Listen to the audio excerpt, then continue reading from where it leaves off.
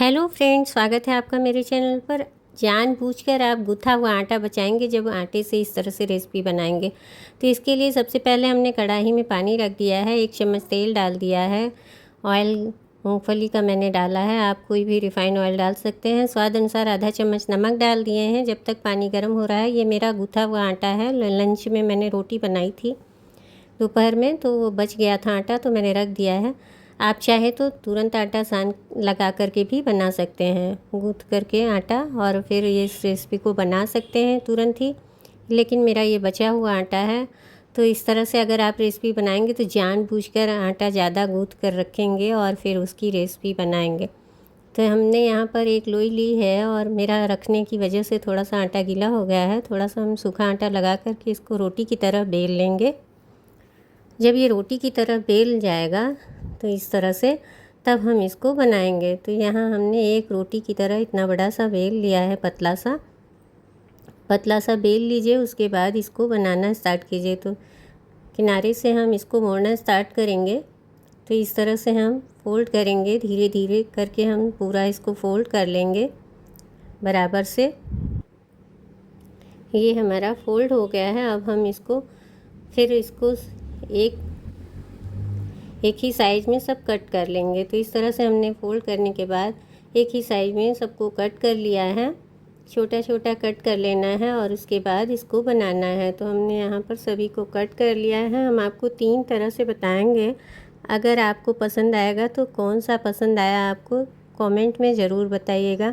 तो यहाँ हमने सबको छोटा छोटा कट कर लिया और फिर इस तरह से हाथों से प्रेस कर देंगे और इसको प्रेस करके हम सारी लोई को तैयार कर लेंगे।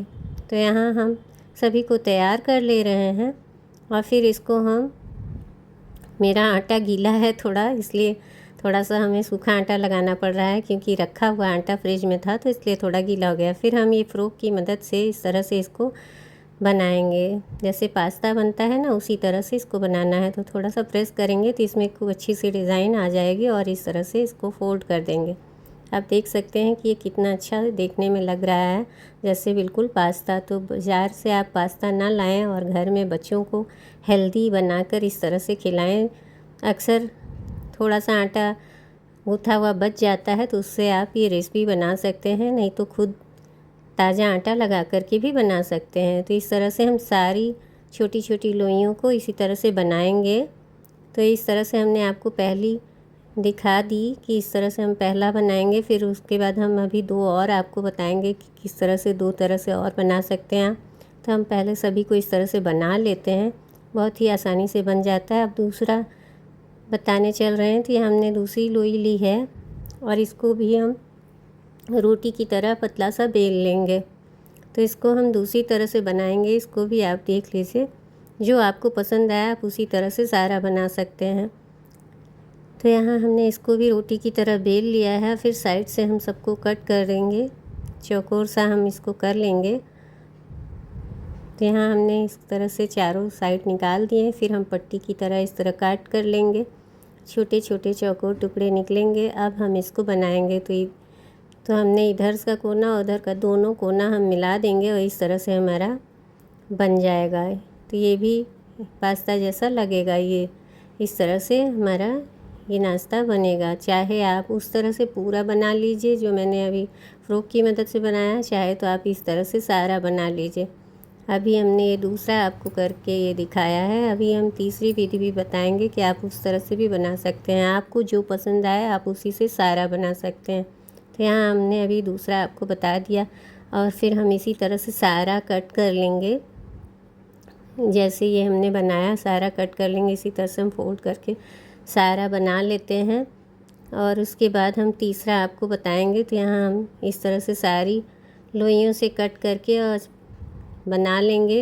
ये बहुत ही जल्दी आसानी से बन जाता है, झटपट से। तो हमारा सारा ये तैयार हो जा रहा है पास्ता। आप इस तरह से गेहूं के आटे से हेल्दी पास्ता बना सकते हैं। तो ये मेरा 2 तरह का तैयार हुआ है, एक तो इस तरह से फ़ोर्क की मदद से और एक उस चाकू की सहायता से जो कट किया है इस तरह से। तो फिर हम तीसरा चलते हैं बनाने। तो यहाँ पे मेरा गैस पे जो मैंने कढ़ाई में पानी रखा था ये गर्म हो रहा है। उसमें हम गर्म पानी में इसी लोई को इस तरह से किचन की कैंची से हम इसको छोटा छोटा कट करके इसमें डाल देंगे उबलते हुए पानी में। तो ये तीसरी तरह से हो गया। आपको कौन सा पसंद आया आप हमको कमेंट में बताइएगा, और किसी भी तरह से आप सारा बना सकते हैं। खाने में सभी स्वाद तो एक ही जैसा आएगा, बस आपको देखने में अलग अलग तरह का लग रहा है। तो इस तरह से हम कैंची की सहायता से सभी को कट कर लेंगे और गर्म पानी में सबको डाल देंगे। फिर जो हमने बनाया था उसको भी डाल देंगे। सभी को हम इस तरह से बनाएंगे। तो सबको हमने इस तरह से कट कर लिया है। अभी हम मेरा आटा गीला होने के कारण चिपक रहा है कैंची में, तो आप थोड़ा सा आटा सही लगाइएगा। हमारा रखने की वजह से गीला हो गया है, फ्रिज में रखने की वजह से। तो यहाँ पर हम सभी को कट कर ले रहे हैं धीरे धीरे। और सबको कट करने के बाद जो हमने पहले कट करके रखे हैं उसको भी इसी गर्म पानी में डाल देंगे। और फिर सबको हम बॉयल करेंगे 5-7 मिनट के लिए। हम इस सबको बॉयल करेंगे, जैसे पास्ता आप बॉयल करते हैं ना, उसी तरह से इसको बॉयल करना है। फिर हम सबको बॉयल कर लेंगे। तो अभी हम काट ही रहे हैं क्योंकि हमारा ये चिपक जा रहा है, थोड़ा सा टाइम लगा रहा है। तो आप आटा को अगर सही लगाएंगे तो फटाफट से ये बन जाता है, सबसे सरल लगता है। आपको कौन सा सरल लगा आप हमको कमेंट में ज़रूर बताइएगा। तो सारा हम यहाँ कट कर लिए हैं और इस सबको हमने डाल दिया है। जो हमने पहले बनाया था उसको भी दोनों को इसी में बॉयल कर लेंगे अच्छे से। और फिर हम उसके बाद बॉयल करने के बाद इसको बनाएंगे। तो यहाँ हमारा सब कट हो गया है और हमने जो पहले से कट करके रखा था ना उसको भी सब डाल देंगे और इसको 5-7 मिनट अच्छे से बॉयल कर लेंगे। उसको बाद चेक कर लेंगे, जब ये पक जाएगा तब हम इसको पानी से निकालेंगे। तो यहाँ हमने अच्छे से सबको बॉयल कर लिया है। 5-7 मिनट हम बॉयल करने के बाद इसको निकाल लेंगे। निकाल के थोड़ा सा पानी से धुल लेंगे और फिर उसके बाद हम इसको बनाएंगे। तो इस तरह से आप भी बना करके देखिएगा, बच्चों को बहुत ही पसंद आएगा। और साथ में ये हेल्दी भी है क्योंकि ये गेहूं के आटे से है, मैदे से नहीं है। तो इस तरह से हम सारा निकाल लेंगे और फिर इसको पानी से धुल लेंगे। फिर हम इसी कढ़ाई को धुल करके फिर से चढ़ाएंगे और इसको फिर बनाने चलते हैं। तो यहाँ हमने पानी से धुल लिया है और ये हमारा रेडी हो गया है। अब हम थोड़ा सा तेल डालेंगे, कुकिंग ऑयल कोई भी डाल दीजिएगा। उसके बाद हमने थोड़ा सा राई डाली है, थोड़ा सा प्याज मिर्चें डाले हैं, जो आपको पसंद हो वो आप डाल सकते हैं। और फिर इसको हम हल्का सा फ्राई करेंगे। जब हल्का सा कलर चेंज हो जाएगा तब हम इसमें टमाटर डालेंगे और फिर इस तरह से हम इसको बनाएंगे।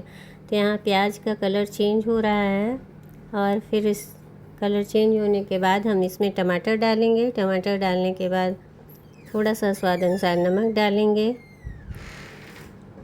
और फिर हम सारे पास्ता को डालेंगे। तो यहाँ हमारा प्याज कलर चेंज हो गया है। अब हम टमाटर डाल देते हैं। टमाटर डालने के बाद थोड़ा सा हम नमक डालेंगे, क्योंकि नमक हमने पास्ता में भी डाला है तो इसलिए थोड़ा सा नमक डालेंगे। और उसके बाद इसमें थोड़ा सा कलर के लिए हल्दी डालेंगे। और नमक और हल्दी डाल करके अच्छे से टमाटर के सॉफ्ट होने तक हम पका लेंगे। मैंने हल्दी भी डाल दिया और नमक भी डाल दिया। जब टमाटर सॉफ्ट हो जाएगा तब जो है हम जो मैंने कट करके सब रखा है ना पास्ता को, उसको सबको डाल देंगे। और फिर इसके साथ ये हमने टोमेटो केचप भी 1 चम्मच डाल दिया है। आपको पसंद हो तो डालिए, नहीं तो स्किप कर सकते हैं। फिर सारे पास्ता को डाल देंगे और उसके बाद इसमें हम मैगी मैजिक मसाला जो आता है बस वही डालेंगे और कुछ भी डालने की इसमें ज़रूरत नहीं है। और इस तरह से डाल करके इसको अच्छे से भून लेंगे और ऊपर से धनिया पत्ती डालिए और ये आपका नाश्ता बन कर के तैयार है। इसको सर्व कर लीजिए, बहुत ही टेस्टी बन कर के तैयार हो जाता है। एक बार आप भी इस रेसिपी को ज़रूर ट्राई करिएगा। रेसिपी पसंद आए तो लाइक शेयर करिएगा। तो चलिए मिलते हैं नेक्स्ट वीडियो में, तब तक के लिए बाय बाय।